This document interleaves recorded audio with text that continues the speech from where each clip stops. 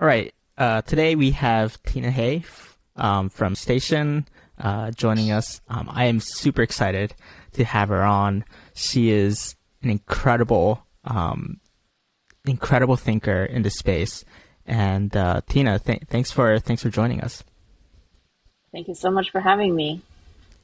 Awesome. So for everybody out there that doesn't know you, can you give a quick background about yourself and also add on how you kind of fell into the rabbit hole of Web3?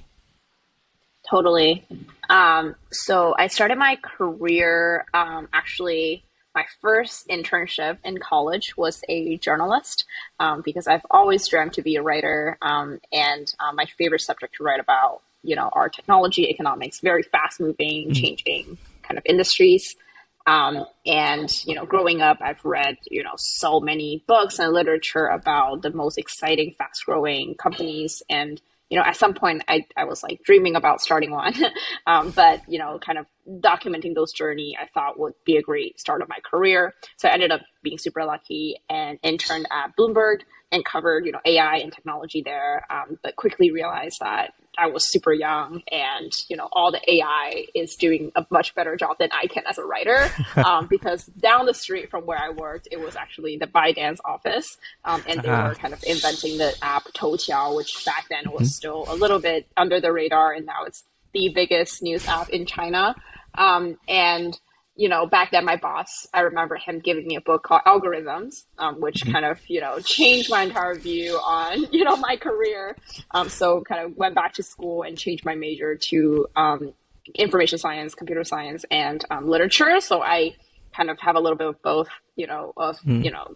thinking about markets, thinking about technology through the lens of narrative and also through the lens of technology itself, which very naturally kind of, went down the rabbit hole of designing products and ended up also stumbling into venture capital because I think it's just a field that combines, everything that I enjoy doing before encountering Station, because kind of the reason why I was so passionate about venture capital was because that's the closest thing to entrepreneurship that I can get. It's almost like, meeting 1,000 founders a day and being able to hear their story and why they care deeply about what they do based on some unique and deep insight.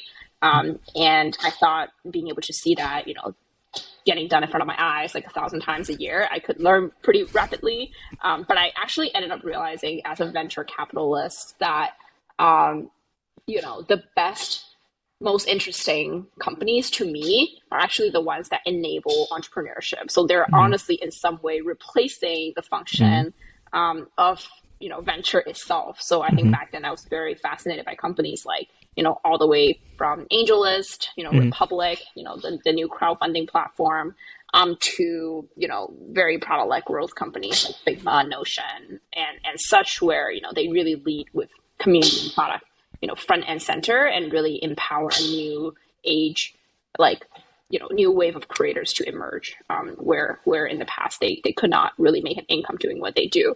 So the ability for the internet to create new jobs becomes this really fascinating thing that has been an investment thesis, throughout my career.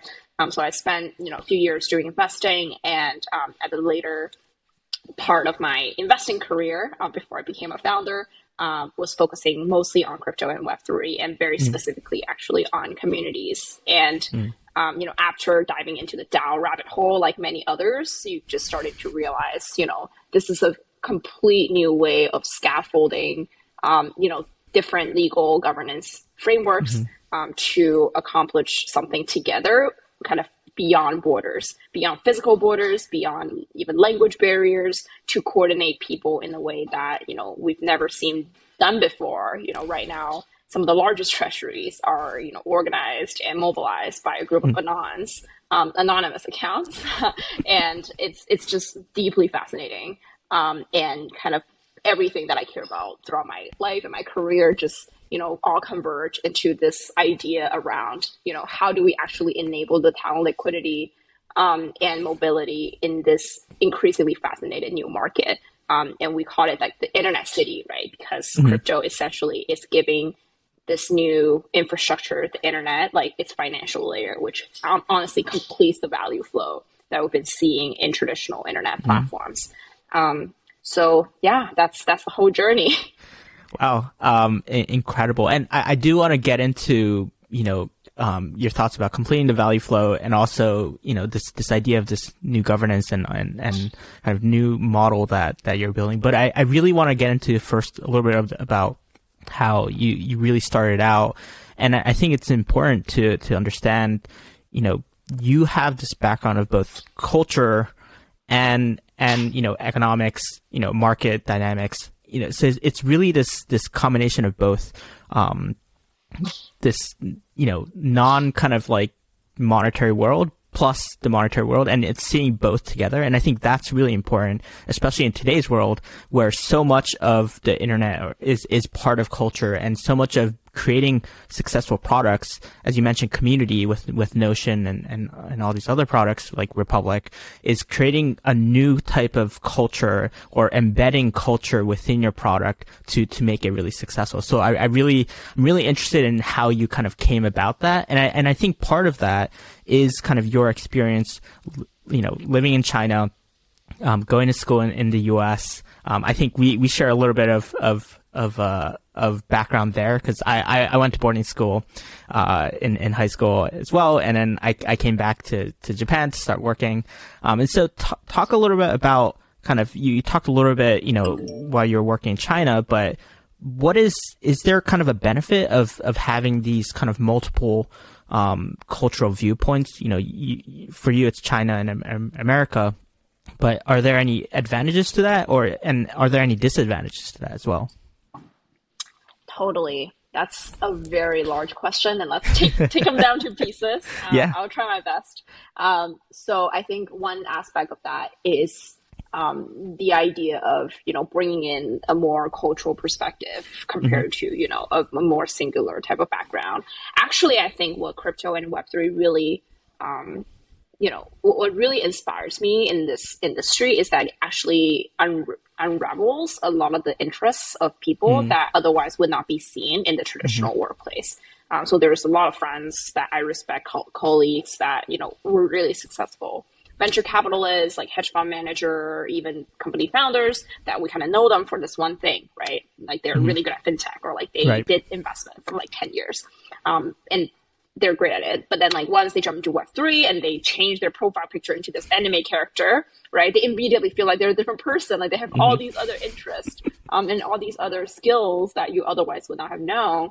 And I feel like it almost created an outlet for another set of values that previously were not expressed. Because, in traditional corporate culture, you're not rewarded for being diverse, right? You are rewarded for hitting KPIs, hitting goals. And there's a certain set of, limitation that's imposed upon the type of role that you have. But in Web3, in this like increasingly fluid kind of, identity workplace where, people are actually rewarded now for creating culture, because culture itself, right, is part of the asset value, because now we talk about narrative economics and where does value come from without revenue, like across all these NFT communities.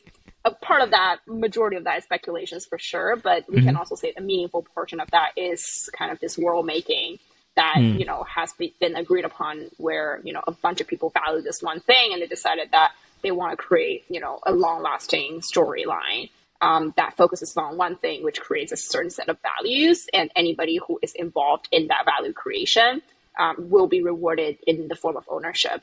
So back to your question about why culture and having that perspective matters, is that I feel like it's not that, I or anybody has like this very unique with, cultural background. I think we all have different set of unique perspectives. It's just more about expressing that more explicitly in the context of Web3. And back to your other question about kind of US, China, and having different cultural perspective, I actually feel like it kind of becomes much more impactful, honestly, recently than in the past. Because now you're seeing, very opportunistic, like, yield farmers and miners in China that violate the view of what even Chinese society is actually like from the Western point of view, which usually is very reductionist, right? Like China has this type of culture and it works a certain type of way. It's very top down.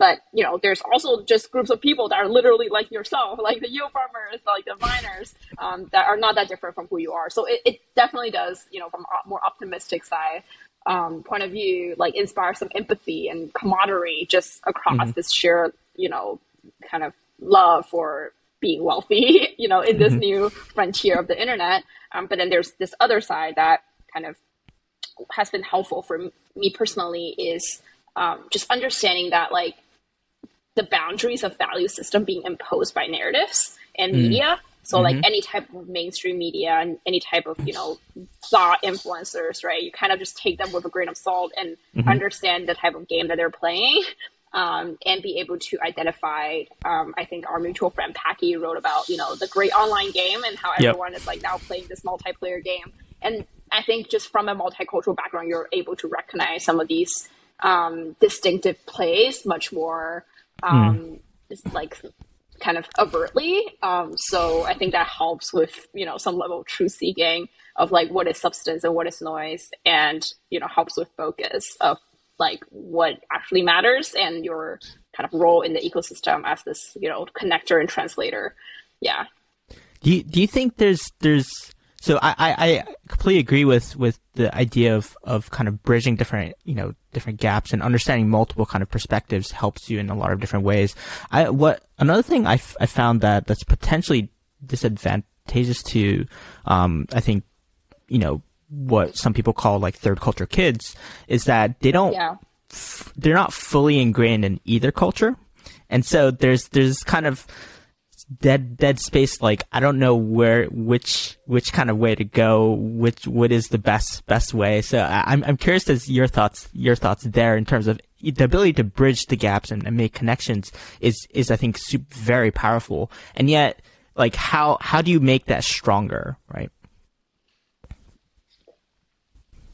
I think that I talk about this with my friends a lot because as third culture kids, we're friends with other third culture kids. And a lot of my friends who I thought were, as American as it gets, right? Like they just act like it. They seem like they're completely assimilated. Actually have the same feelings, like irregardless. Like some might feel like they don't actually belong to maybe the group of people that they grew up with, the school that they, went with, the career path that they picked. There's always this sense of misplacement almost. And it's extremely, oppressive when you feel like there's a part of you that you can't express. So actually I feel like what is very powerful about, what's happening in online or digital communities, and this is like a common recurring theme around identity that, a lot of us talk about, is actually this idea of, creating or crafting an identity that is truly your own. It's almost like having high agency in the type of people that you want to surround yourself with. And this is not a novel idea, right? Like people are like, you gotta be yourself and carve your own path. But out of circumstances, for most people, that's very difficult, right? Because you have a job. So majority of the time you're spent with the coworkers. And then, you usually after you have a family, like that's basically your life. And, kind of what's happening now during COVID, and now I think it will persist after COVID, is just, internet friends become much more normal. And, it's been normal for a lot of people who are very digitally native, but it's not normal for, again, like majority of the people who are now like kind of open-minded to making friends and continue to learn on the internet, outside of their local communities, which creates a new sense of locality that is actually truly global. And that's super, super cool. Yeah. And let's hone on this point a little bit, because you talk in your Substack about this idea of this new frontier of belonging, right? And how the internet challenges the idea of a place. And I thought this was fascinating. Can you talk a little bit more in detail about this idea of this kind of digitally native place, and how you see that kind of, how you've seen that evolve over especially over COVID? Totally. There's like I think there are different interpretation of the place. I think there's a place in this very functional sense where, you're purposeful about what this space is for. Like those are like every city has its theater, has its school, it serves different functions.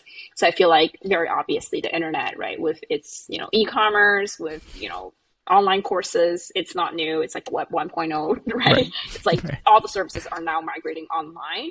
And I think that just because, fintech has advanced very meaningfully, right? It's hard to imagine that Stripe and like Shopify didn't exist even like a decade ago. And these are companies that basically run our lives now. And digital basically infrastructure is becoming much better to support almost like entirety of your living, and then on the other side, we have, crypto, which is the most kind of absolute expression of that like kind of digital locality, and kind of back to the, functionality of the place sense. Like there's, the functional set of place, which has been Web 2.0, right? Like, and there's the symbolic sense of a place where you're actually going to a place, not for its functionality, but for what it means. So, in this kind of, this very popular term among like, internet philosophers, this idea of a third place where, it's like churches are third places, some, cafe or golf clubs are, third places that you go there not to play golf. You go there not to just, read the Bible or worship. You go there to be with friends, to find another side of identity that could not be expressed in your daily routine. And I think that's exactly what's happening with, online communities, where that is the third place, that is the new church, as an over exaggeration, that is the new golf clubs, that you go after work, to network, to kind of, express another side of you that, may not be, completely expressed through your daily routine. No, that's, I think this idea about this new place, this new church, right, is really, really interesting because I'm curious on your thoughts, and this is almost shifting to the topic about identity, but a lot of people identify with their country. So I'm Japanese, and so I would identify, when I go to Japan, there's a sense of peace there, right? And it's not like anything in kind of daily activities, but it's just the fact that I'm there in my home country. As more work becomes online, as more work becomes pseudonymous, as more work becomes global, through DAOs or through, what a lot of people call the metaverse, is there going to be a sense of loss in terms of identity with country and maybe more with specific digitally native places? What are your thoughts there? Totally. That's a great question. I am this annoying friend in the group where I feel like my answer to all of those questions are always both, right? Because I just feel like whatever technology advances, it's like putting us to the extreme. I think technology has this very polarizing effect because of the nature of, kind of power law, where it's becoming efficient, much more like order of magnitude more efficient over time. And also, because the amount of information, right, that is kind of flowing into the system that dramatically increases just market efficiency in general across all dimensions. So I feel like when markets become more efficient, we just see these extremes playing out even more overtly. So yeah, back to your point about whether the sense of country is still real. So yes, I think it becomes easier to escape from your previous identity as a nationalist or as someone with a national identity. And you're completely able to, be a part of a network state, right? Be a citizen of the metaverse, and you're accepted there. Especially now, right? Crypto creates a financial infrastructure where you can maybe actually buy stuff. And if you have Bitcoin, you can go to the different parts of the world and still survive, based on some type of digital labor that you perform online. And then there's this other view where actually, because of the increased kind of reliance on, really, really good infrastructure and, the increased risk of cybersecurity because of the increased reliance on digital infrastructure, that countries are actually becoming more localized, which is actually a very, scary point of view, right? But it's also true that there's a lot of incentive for countries to actually keep some of these local economies local. Definitely. So that I think, to some degree, right, the nations actually do not have the kind of a lot of the incentives to support the existence of crypto or support the existence of like a globally fluid and liquid economy without any intervention.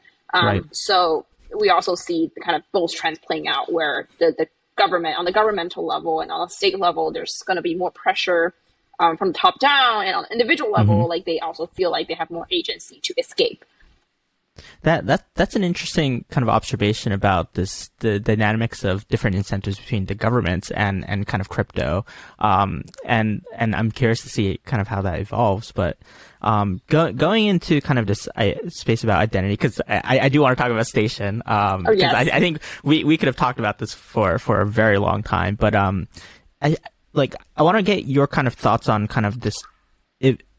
The evolution of identity, in Web 2.0, obviously we saw identity it was kind of scattered a little bit, creative work through posts, friends, followers, interests, likes. And I think in Web 3, so far, at least, a lot of identity is tied to a crypto wallet.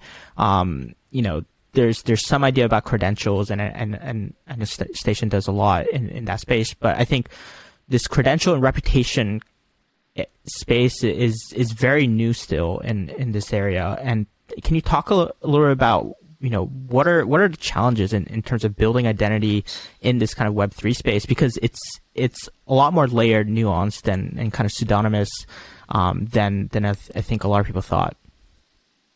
It's extremely nuanced. And I remember I was just at ETH Denver, right? And actually, I think identity has become one of the hottest topic, this time.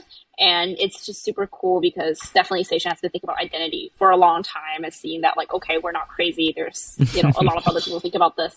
Right. But at the same time, right, it also becomes more of a buzzword where everyone is like, identity is important, but what is identity? Right. Identity can be anything. Your driver's license, your identity in the real world, but in digital space, as you mentioned, every single platform that you use, there's an identity component to it, right? Like your user account, all the metadata associated with your account, they're your identity. And I feel like without being specific about, what type of identity that we're referring to, it's actually very hard to make progress. And that's actually one of the biggest thing about the industry is that this definition is so vague. But I can talk a little bit more about credentialing, identity, and kind of how I see the space currently is playing out. So there's one school of thought, which is the ceramic of the world, where it's the decentralized digital identity, where, they're basically trying to be a kind of single sign-on, right, across the metaverse, where they're appending very important information, like your Twitter handle and, other type of data sources, to, a kind of wallet address into a unique identifier, where across the internet now you can basically use this one set of keys to access, different type of information about yourself that achieves kind of truly user-owned data. And as a user, you can imagine you can granularly allow or, disallow different type of information to be shared. So kind of that's one school of thought. And of course, all the information will be stored in a decentralized manner. So there's no single point of failure, just like Facebook, if Facebook died, we all log into Facebook with everything we own, right? Then all of that will be compromised. That's not fun. And then there's another school of thought, which is what you just said, identity as a new concept, right? It's not just about storing information on chain and then distributed, storing that in a distributed manner to be more secure and truly owning that data. The latter school of thought is more about constructing a new identity completely. And that's actually where a lot of the credentialing, a lot of the kind of, the kind of things that Station is interested in, these platforms are doing. And there's also within that, right, different ways to construct the identity. So there's ways that are much more quantitative and algorithmic. So examples of that are I don't know if you're familiar with DGen Score. And there's this project called ArcX, which is trying to create a kind of DeFi credit score, which is very brilliant. But what it does is that it has an opinion, right? It imposes an opinion about how scores are computed. And based on that, they are appending a piece of data, through this implementation of an NFT in someone's wallet to showcase that this person is X or this person is creditworthy. This person has done X, Y, Z. and enhancing their identity that way. And then there's, my friend Brian's company, Rabbit Hole, right? It's kind of, trying to target kind of the newcomers and, people that are new to Web3 and wanting to, have them exposed to all these projects and ensure that these people have, experienced, what Web3 feels like and basically give them on-chain credentials to prove that they're kind of, crypto literate, which is a very important piece of data. Right. And then we have, the POAPs of the world where it's like, kind of any activities or events that you attend, there's going to be a proof for you as a human that you've been there, which actually serves as a really great identity solution as well, right? Where it's like, nothing is more high fidelity than you actually having been to this particular event as a human. And that actually applies to other type of NFT classes in general as well. But then there's also risks. It's like if NFT is transferable, right? Like then how do we preserve that identity? So a lot of people are targeting that. But tying everything back to Station. So how we think about identity is actually a pretty novel approach, I think, in the industry. We don't know that many people that are kind of thinking about the way that we are, but we're super excited. It's that we actually want to rely on more of an intuitive human approach to identity versus like overly algorithmic approach. So we believe that the most accurate representation is just what others said about you. It's like basically how different nodes of the network have, like, if they have opinions about this individual node itself. Right. And we're building products, a suite of products and experiences to help onboard and manage contributors, which is a huge pain point within DAOs, within, the Web3 space, is basically figuring out who's working on what. Like, you say you're legit, you contributed to FWB. Like, I didn't know if that's true, right? Like, you don't know. And the only way I know if it's true is that I call one of the early FWB member and be like, yo, is this person real? But that's very inefficient. And that hurts the whole idea of a trustless network like crypto. So basically what we're trying to do is trying to solve the problem in the professional network, specifically professional on air quote, because, in crypto, professional is basically like playing games these days. But like kind of the contributor economy is how we call it, like who has actually contributed value to certain communities. So, on the community side, we're actually, just selling a set of tools, not selling, but like pitching a set of tools to help them manage and onboard contributors more effectively. And for contributors, we're basically saying that, hey, we have all these amazing partners within our network who are looking for contributors, right? Like this is a great job market for you to go find work to do. And then by that, like we're actually serendipitously not just creating identity solution, not just creating a, kind of almost like a decentralized HR solution. We're also creating like a job marketplace in a way that, on the demand side, we have people that are looking for job, people who are looking for like kind of belonging, that are users, and on the supply side, we have like all the amazing communities, amazing DAOs that are looking to hire. And that's how we're thinking of like bridging all of these together.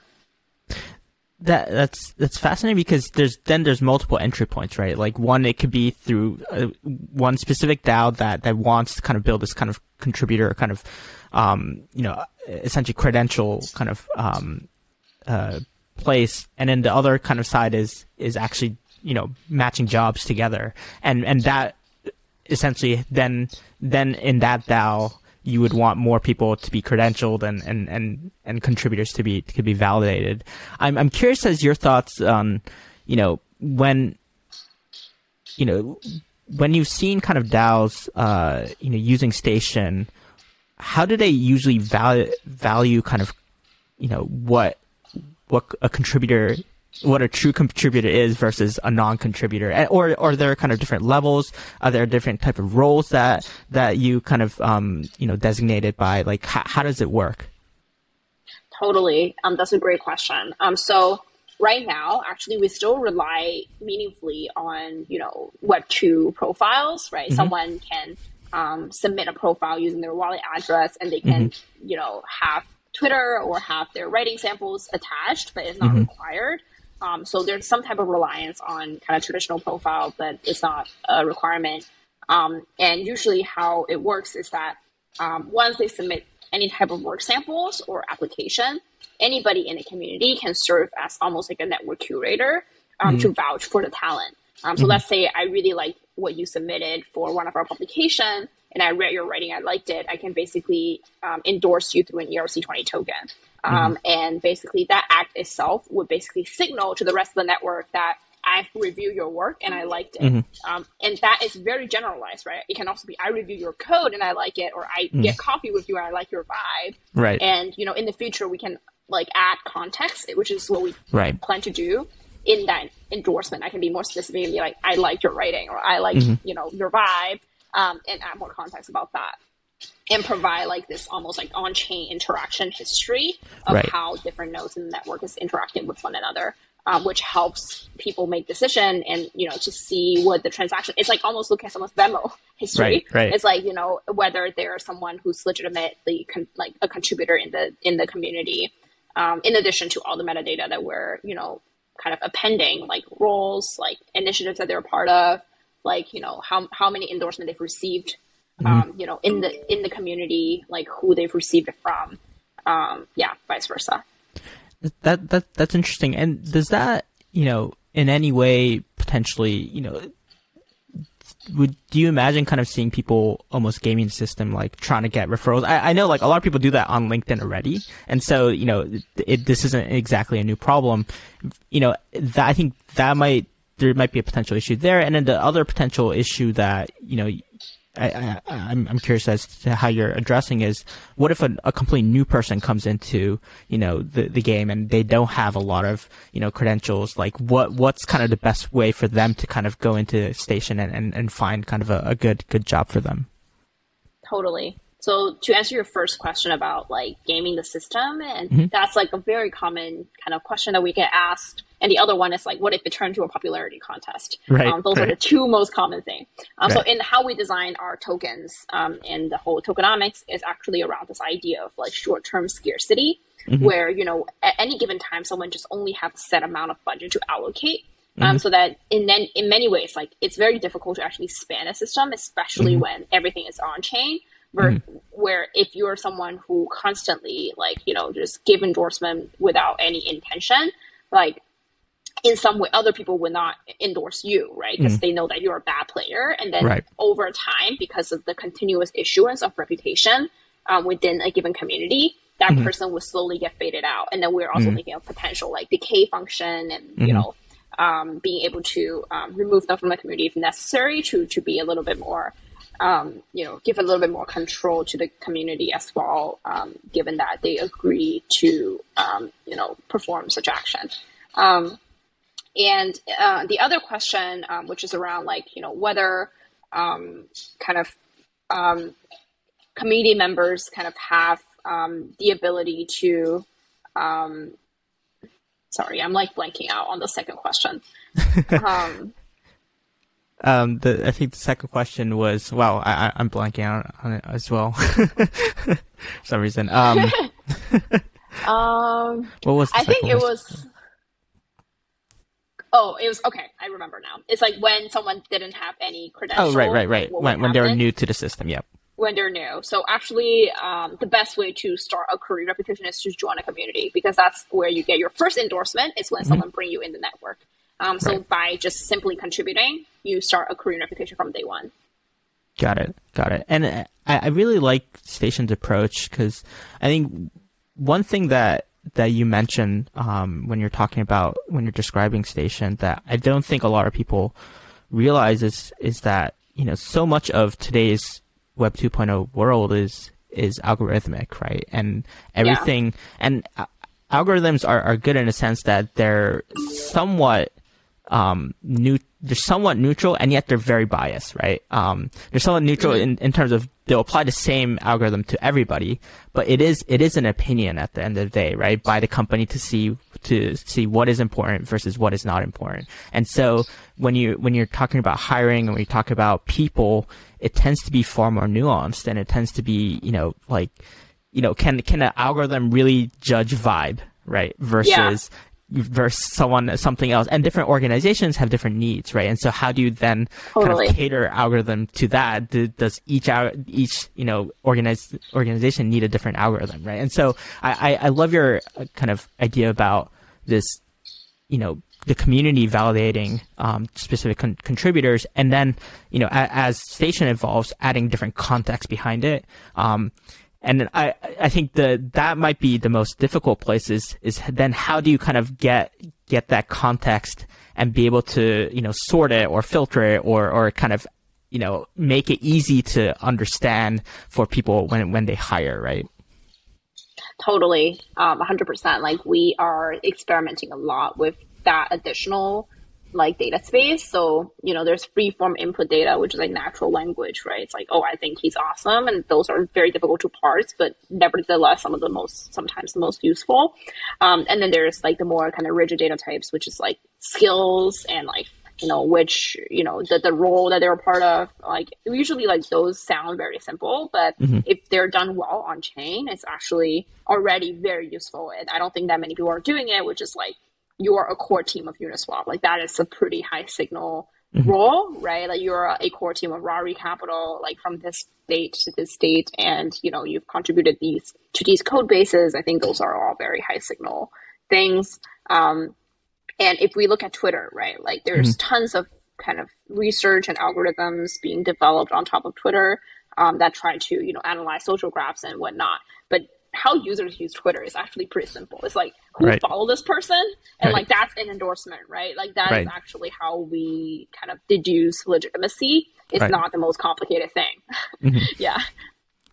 No, that makes sense. And you mentioned in a separate, I think it was an interview about kind of, in terms of when you start a Web3 company or when you start a DAO, this importance of rethinking kind of first principles, whether if it's the role of capital, labor, or narratives. I'm curious as to, when you built Station, what was the rethinking that you did there in terms of, whether if it's the role of capital, labor, or narratives? I think, labor might be a big part of it, but I think, narratives and capital as well. I think it's a very different approach from a regular kind of corporate kind of top-down hiring approach, right?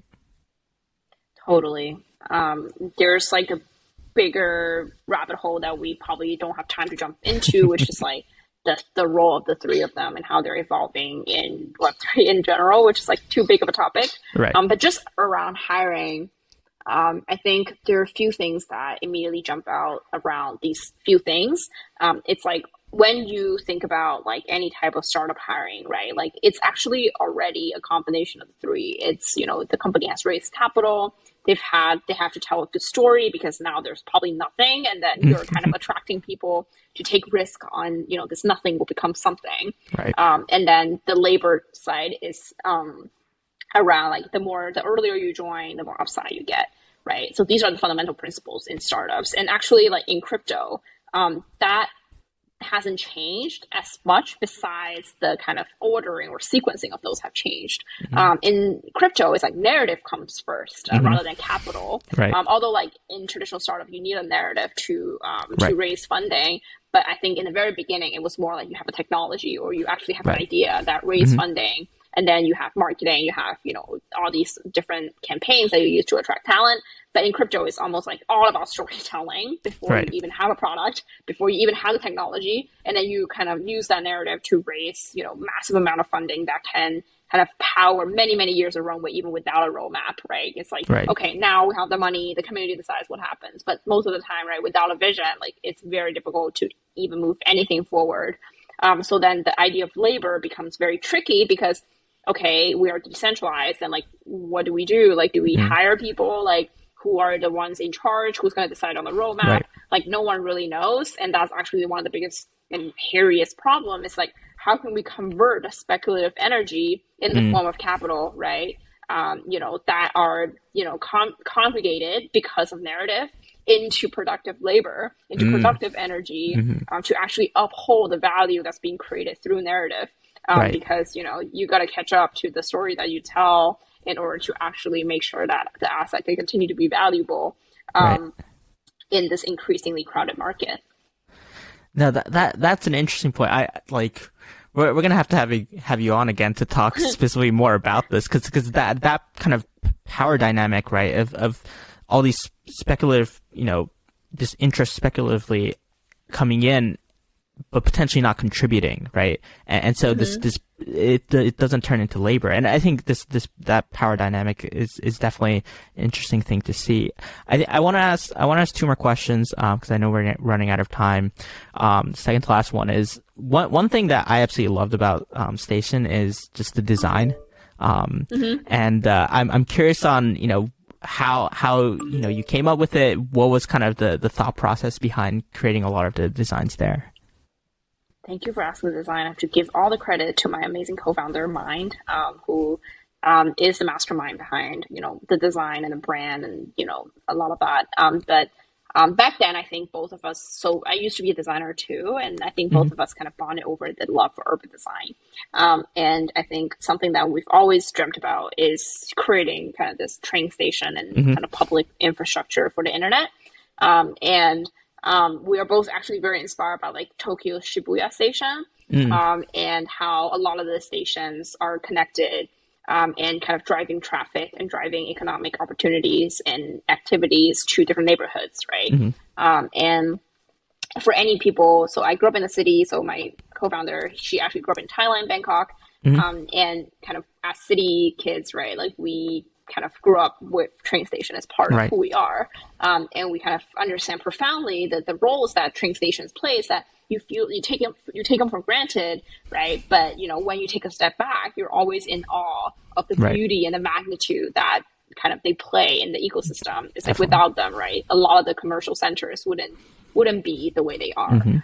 So that's kind of what we want Station to be. It's like this invisible infrastructure that in the future people wouldn't even care that they're on Station, right? But they enjoy it when they're at it, and they know that it would take them places. So that's kind of the feeling that we want to inspire in people.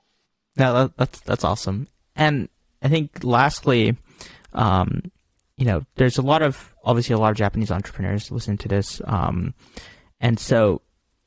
a lot of people in Japan have started to become interested in the Web3 space. What is your advice? You have a similar background, originally from Asia, now finding kind of globally.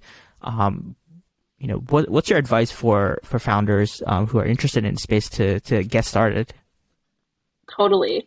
I would say that like the space is more global than ever. Like in every single channel, like we see, like there's a Chinese channel with people like kind of volunteering to translate white papers into Chinese. Like it's also very common in Korea, I think. So I feel like, honestly, I wish there's more Japanese representation in these communities where, like if you want to learn, like actually the best way to do that, sometimes it's like to take notes, right? And during meetings and translate them to Japanese. And, maybe, can share those learnings with Japanese community. And not only, right, do you meet other like-minded people in Japan, but you're also creating real value for the actual community itself that you could get paid in tokens. And in the future, if you, after you kind of take notes and learn about the white paper, learn about the mechanics, you can very easily become like a core contributor. Like I know that there's a bunch of real, like really, really, great kind of DeFi and Web3 contributors who like live in Japan. Like maybe by doing that, you can just also get to meet them in real life and maybe like hang out. So I feel like there's like these are just very simple advice that I feel like it's very accessible for everybody. So definitely contributing to two different communities, and contributing in your kind of in the skills that you have, right? And if Japanese is one of them, then maybe translation is a good option. So totally. Tina, how can people find you? What's the best way for them to contribute to Station? Yeah, you can find us on Twitter, 0xStation, and we're also live. Our product is at Station.express. So if you want to contribute to any of our open initiatives, you can just connect your wallet and apply. But of course, you can also DM me at it's FKPXLS, fake pixels, without the vowels, and you can DM me if you want to contribute as well. And we'll put your Twitter account in the description. And I'm actually in crypto culture and society, and so they now use Station. So I'm very excited to see how that plays out. But yeah, Tina, thank you so much for coming on. This was an amazing discussion. We hope to have you again, and hope to continue conversation. And hope to see you in Japan sometime. Thank you so much for having me.